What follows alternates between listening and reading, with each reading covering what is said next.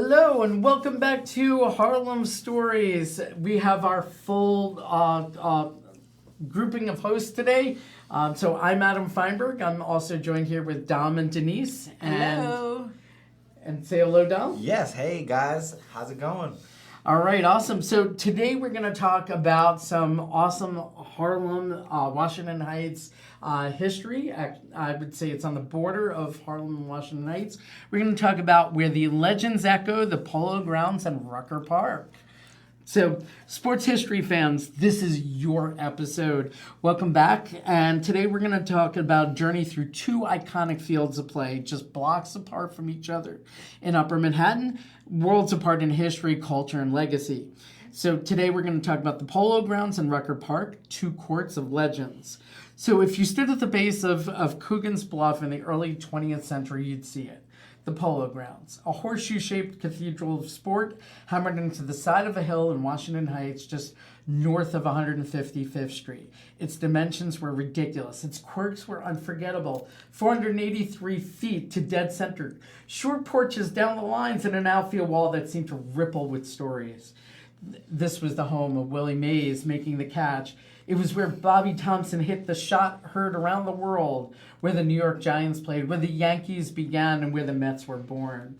Crowds poured in by tens of thousands. Historians talk about the Polo Grounds like it was part ballpark, part coliseum, part urban myth.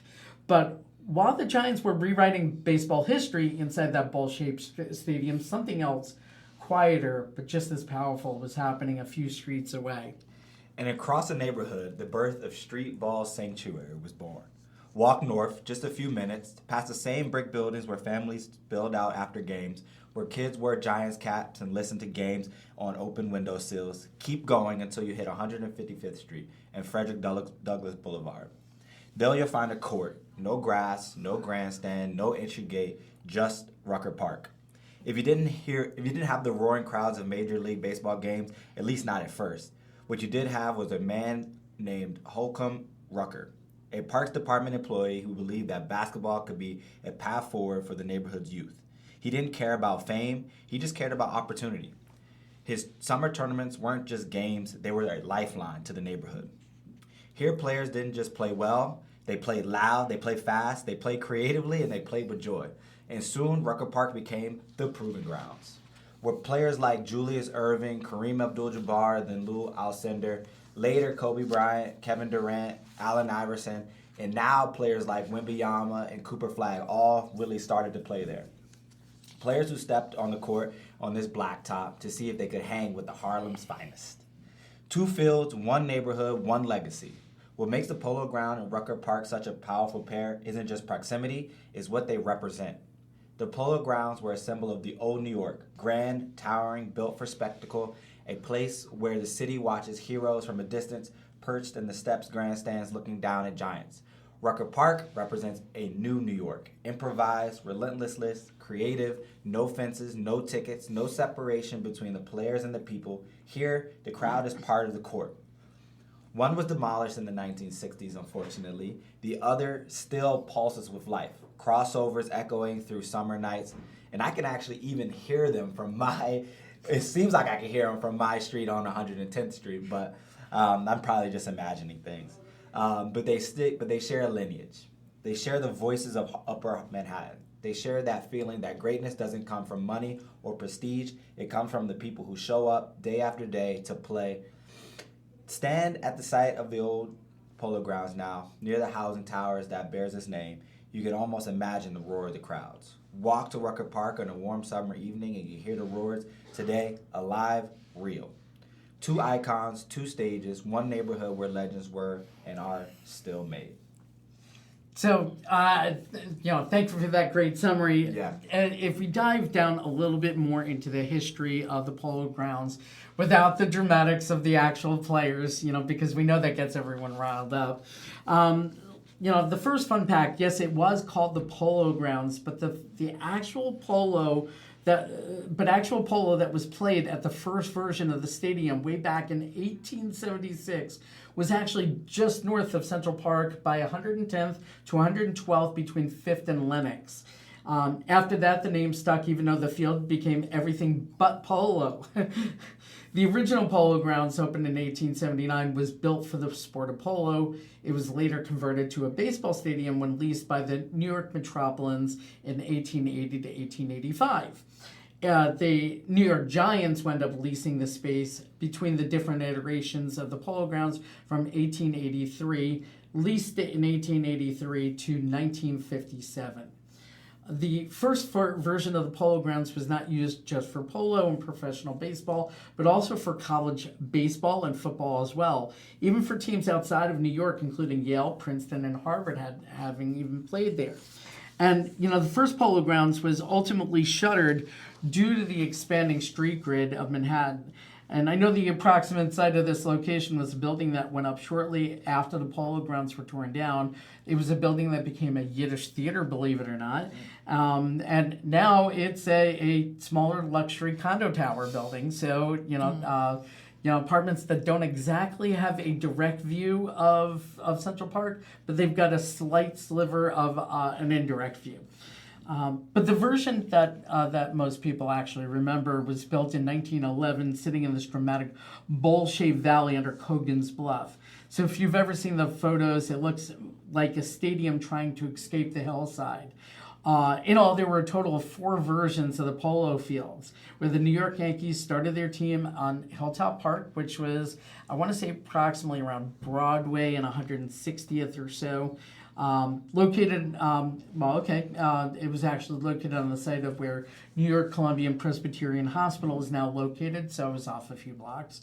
But the New York Yankees built their early home, and even the New York Mets held their first 2 seasons there. Each version of the ballpark held at least one World Series. The final version also hosted the 1934 and 1942 All-Star Games. In American football, the third Polo Grounds was home to the New York Brickley Giants for 1 game in 1921 and the New York Giants from 1925 to 1955. The New York Titans/Jets of the American Football League played at the stadium from the league's inauguration season of 1960 until 1963. Other sporting events that were held at the Polo Grounds include soccer, boxing, and Gaelic football. Its final sporting event was a pro football game between the Jets and Buffalo Bills. And when Chase Stadium was opened in 1964, the Mets and Jets moved their home there. The Polo Grounds did hold other events other than sports, which included a performance from Verdi's Requiem, took place on June 4th, 1916, presented by the National Open Air Festival Society. It was given by a chorus of 1,200 singers selected among the leading choral societies of New York and an augmented New York Philharmonic Orchestra of 120 players. From the late 1940s onward, the stadium wasn't being maintained and the area around it started to become not such a great neighborhood. The final version of the stadium opened just 2 years after the Model T started production, so there was no formal parking lot as time moved forward. The space also started to become outdated, and the stadium was ultimately torn down in 1964. The Polo Ground towers now stand at the former location of the Polo Ground Stadium, which opened in 1968. I mean, it's incredible. Like, a lot of the sports started up in the neighborhood. Like, I wish to this day that a lot of the sports stayed there instead of kind of branching out to New Jersey and kind of branching to Queens. I wish all of it kind of stayed in the neighborhood in Harlem. It would have been really an amazing culture and added to the culture of the neighborhood. So, guys, I want to ask. It said you had mentioned somewhere that the Yankees and another team started in New York. Mm-hmm. Yankees, Mets, Giants, all of them kind of started in this. Actually, right outside of my window in Hoboken is where the first baseball was played. Really? Interesting. Yes. It was called the Elysian Fields. Okay. And I've heard of that, but I knew nothing about the it. The diamond is actually right outside of my window where it actually played on Washington and 11th Street. Awesome. So, yeah, I think that's, got to give Hoboken a little, A little bit, yeah. A little bit there because, hey. you know. That's exciting. Yeah, That's we exciting. were the... Not to mention it was home to Frank Sinatra, of course, as well. Of course. You know. Actually, believe it or not, my great uncle was roommates with Sinatra before he became famous. Really? Yep. Amazing. That was before Sinatra became famous. So what? Of course. He's still the same person. Yeah, exactly. Yeah. Right. Yeah. All right, awesome. So, I think it's really important to give like a nice, well-rounded view of of what Upper Manhattan has been, where we are, where we're going. I don't think you can really know where you're going unless you know where you've been.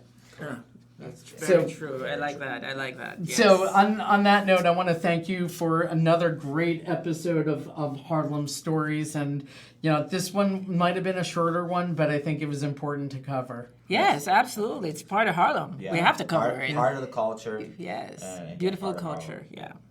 All right. Well, thank you. If you like this episode, hit that like button, subscribe, and recommend to all your friends and family. Share, guys. Share and give us feedback. We love feedback. Yeah, We love feedback. And if you're looking to buy or sell, we like that even more. All right. Awesome. Thank you so much for your time. Bye, guys. Bye.